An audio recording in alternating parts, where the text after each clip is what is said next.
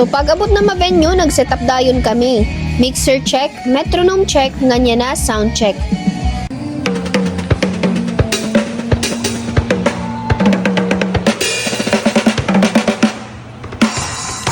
Meet Ate Teresa and Ate Ruth. First song pala, nagka-technical problem dayon ng iya cymbal stand. Usa ini a common problem ha mga drummers during show. Mopay nagud lang nga nakadto ako. Huy! So syempre, to the rescue dayon ako para mapulsan kita as iya PA.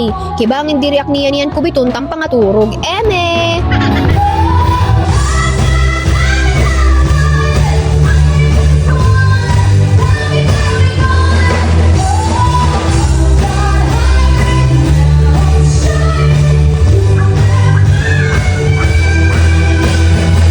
O, diba? First set pa lang may nag-request dayon in golden. Partida, may haranat pa iton. Teresa lang sa kalang. Wow!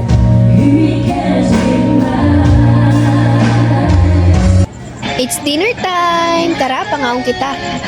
Intalon man, for the unat-unat ang person, gimpa-extend kasi ran 1 hour, kinag-i-enjoy ang mga tao. Fast forward, so finally, last song nanira. Tapos na ang era set, so matikang nataktrabaho yan na. Kita ka mo ito? Ako't maninipig ito. So after 3 hours nira nga set, back to work na kita. Talag sa gudla ako, makaupo dit iya mga gigs. So far nag-enjoy ako yan nga gabi. Na-prove ko nga waray niya tayo mambabayi. Dapat la, kahusay ko ba ya?